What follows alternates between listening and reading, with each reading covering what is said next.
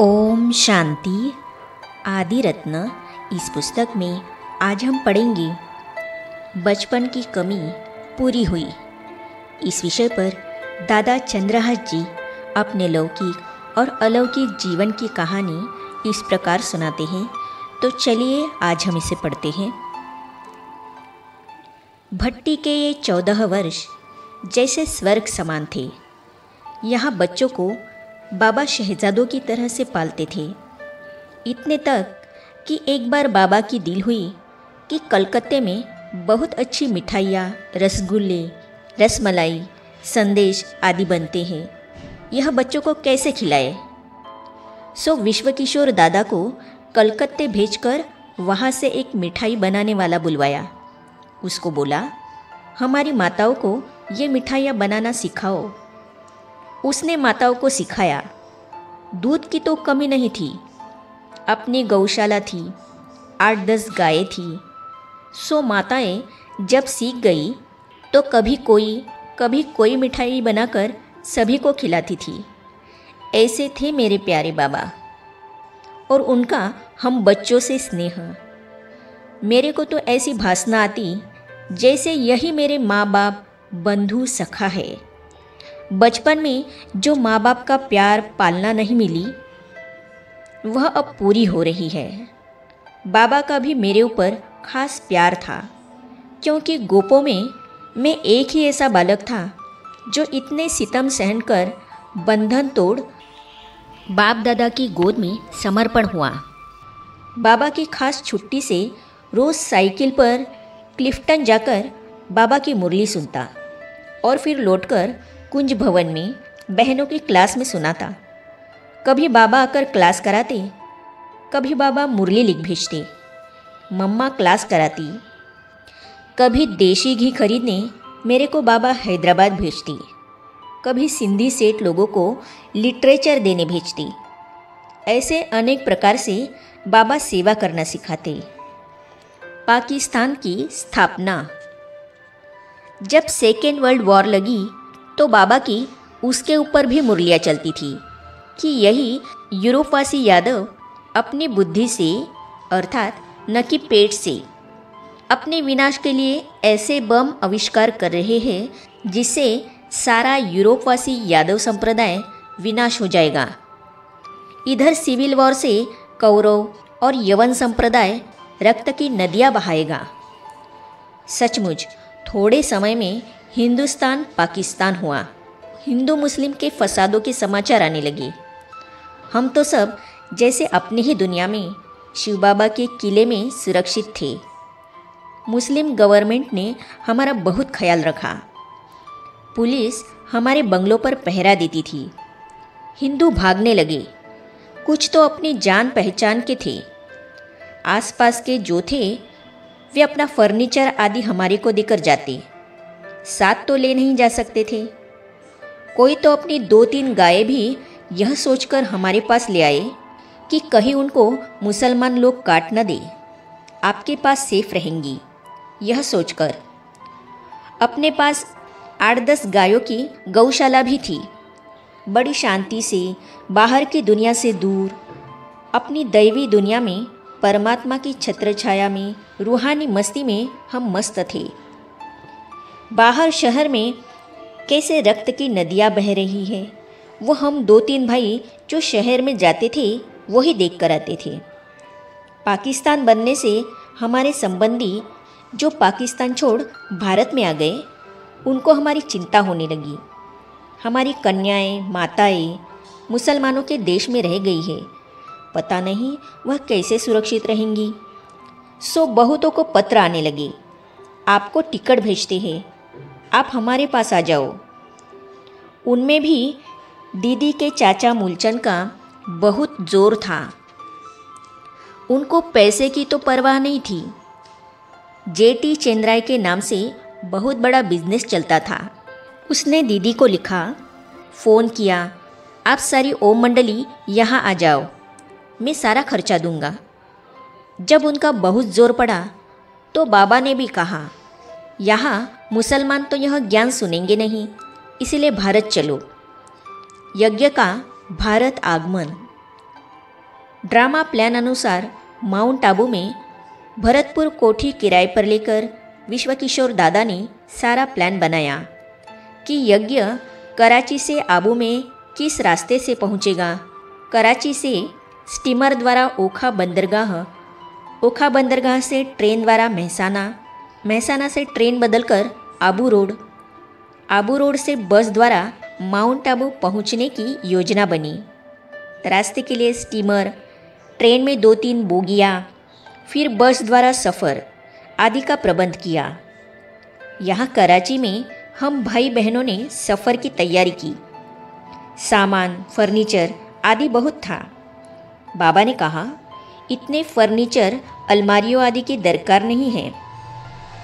इसलिए बहुत सारा फर्नीचर हम भाई बहनों ने पॉलिश कर नया बना दिया, जो विश्वकिशोर दादा ने फर्नीचर वालों को बेच दिया। बाकी आधा फर्नीचर, बिस्तरे आदि सब पैक करने में 15 दिन लग गए। साइकिलें, बसें, कारें आदि सब बेच दिए। सिर्फ एक बस और एक कार भारत में ले आए, वो भी यहाँ आकर बेच दी, क्योंकि यहाँ आते ही बेगरी पाठ आरंभ हो गया। बहुत सारे पैसे सारे यज्ञ के यहाँ शिफ्ट होने में खर्च हो गए। यूँ तो दादा मूलचंद ने वायदा किया था कि मैं सारा खर्चा दूंगा, लेकिन जब यहाँ हम लोग आ गए तो सभी सिंधी दादा मूलचंद को कहने लगी कि आप पैसे देंगे तो यह यज्ञ ऐसे ही चलता रहेगा, आप पैसे नहीं देंगे तो यज्ञ नहीं चल सकेगा और हमारी माताएं, कन्याएं हमारे पास वापस आ जाएंगी। इस कारण वह खर्चा देने से मुकर गया। उनकी जो इच्छा थी कि माताएं, कन्याएं मुस्लिम देश से यहाँ आ जाए, वह तो पूरी हो गई। अब वह इंतज़ार करने लगी कि कब इनके पैसे खत्म होते हैं और सभी वापस अपने घरों को लौटती है। लेकिन ड्रामा तो कुछ और ही बना था। बाबा ने वाणियाँ चलानी आरंभ की कि तुम बच्चे स्वर्ग के राजा बनेंगी तो राज्य किस पर करेंगी। आप बच्चों ने प्रजा कहाँ बनाई है। अब समय आ गया है जब तुमको देश विदेश में जाकर अविनाशी ज्ञानामृत औरों को पिलाना है, सभी को ईश्वरीय संदेश देना है। यज्ञ के घोड़े भी निकले थे राजाओं को जीतने के लिए। तुम बच्चों को भी सभी को ईश्वरीय संदेश पहुंचाना है। स्वर्ग की 9 लाख प्रजा बनानी है। प्रजा बिना क्या पशु पंखियों पर राज्य करेंगे। कितने भोले बच्चे हो। सेवार्थ भारत के विभिन्न शहरों में जाना हुआ। हम बच्चे भी देखते थे यज्ञ में बहुत बेगरी पाठ चल रहा है, तो सोचते थे जाकर ईश्वरीय सेवा कर यज्ञ को कुछ मदद करे। कई जवान बच्चे बच्चियों को माया खींचने लगी कि जाकर धंधा आदि करे। यहाँ तो रोज़ दाल भात खाने पड़ते हैं। मेरे को भी कहने लगी, तुम भी चलो, यज्ञ को पैसे की दरकार है, धंधा आदि कर यज्ञ को मदद करो। एक बार मैं बाबा को मालिश कर रहा था तो बचपने में बाबा से पूछ बैठा, बाबा आप छुट्टी दें तो कुछ धंधा आदि कर यज्ञ को मदद करें। बाबा एकदम गंभीर हो गए। बोले, बच्चे, बाबा ने तुमको कौन सा धंधा सिखाया है। क्या यह कौड़ियों का धंधा करने का संकल्प आता है जिससे काले हो जाएंगे। मैंने तो तुम बच्चों को ज्ञान रत्नों का धंधा सिखाया है, तो यह धंधा करने का उमंग नहीं आता। मैंने कहा, बाबा आई एम सॉरी, मुझे खेद है। ऐसे ही यज्ञ की छटनी होने लगी। कई जवान बच्चे बच्चियां जाने लगी। इधर बाबा ईश्वरीय सर्विस के लिए उमंग दिलाने लगी। आखिर कुछ बहनें मनोहर बहन आदि दिल्ली की सेवा पर निकली। जमुना किनारे जाकर सेवा आरंभ की। दूसरी तरफ हमारे संबंधी हमको निमंत्रण देने लगे। बाबा कहते, जाओ सेवा कर सेंटर जमाओ। मेरी लौकिक बहन मुंबई में रहती थी, उसने मेरे को निमंत्रण दिया। बाबा ने कहा, वहाँ जाकर लिटरेचर छपाओ। इसी प्लान से मैं मुंबई गया। कुछ बहनें भी मुंबई में अपने संबंधियों के पास आई। मैंने लिटरेचर आदि भी छपाया। हम आपस में मिल सेवा के प्लान बनाते। उसमें दीदी की भाभी कमला भी बहुत सहयोग देती। उनके पास ही हम मिलते, क्योंकि मेरा भी तो माँ साथ का रिश्ता था। भल हम वहाँ सेवा करते, लेकिन बुद्धि मधुबन में थी कि वहाँ बेगरी पाठ चल रहा है, कैसे यज्ञ को मदद करे। शिव बाबा द्वारा गुप्त पालना। एक दिन जब मैं मुंबई में था तो मेरे को सपने में आया, मधुबन में पैसे की बहुत खींचतान है। इतवार का दिन था। मैं बहनों से मिलकर कुछ पैसे करीब 500-600 रुपये इकट्ठे कर मैंने तीव्र डाक से मधुबन भेज दिए, तो ठीक सोमवार के दिन पहुंच गए। बाद में सुना कि उन दिनों आबू में 15-15 दिन का राशन मिलता था। 100 दिन पूरे हुए थे, लेकिन यज्ञ में पैसे नहीं थे जो राशन खरीद करे। भूरी दादी बाबा से पूछती तो बाबा बोलते, बच्ची धैर्य धरो, बाबा बैठा है, आप ही कुछ न कुछ प्रबंध कर देगा। सोमवार के दिन ये पैसे ठीक समय पर पहुंच गए और राशन आ गया। ऐसे ही शिव बाबा हम बच्चों को सूक्ष्म रूप से टच कर यज्ञ की पालना कराते, और ब्रह्मा बाप अपने निश्चय में अडोल निश्चिंत ऐसे रहते जैसे कोई बात है ही नहीं। शिव बाबा बैठा है, उसके बच्चे हैं, उसने रचना रची है, वही पालना करेगा। ऐसी परीक्षाएं पास करते धीरे धीरे पहले दिल्ली घंटाघर में सेंटर खुला, जहाँ दीदी, क्वीन मदर, कमल सुंदरी बहन आदि रहती थी। हम भी आकर मदद करते, लिटरेचर छपाते, बांटते थे।